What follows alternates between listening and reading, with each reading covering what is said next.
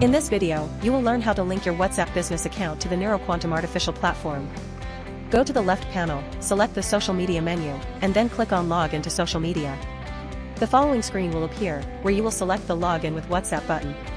Next, enter your login credentials.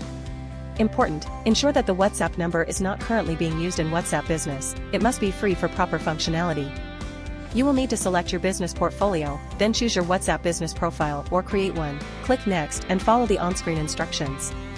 Don't forget to add a payment method on the Meta platform. This is a specific requirement from Meta for the configuration to work correctly. Once completed, the information will be verified, and your WhatsApp account will be linked to the NQA platform. Back on the platform, select the chatbot you previously created to handle all conversations on the newly linked WhatsApp account. Click on Set Up WhatsApp, where you can verify the phone number. Then, click on Set Up. Once configured, you can confirm it in the left panel under the social media menu by selecting WhatsApp, Facebook, Instagram. Here, you will see the accounts linked to the platform. This way, your customers will receive 24/7 support while you focus on other tasks.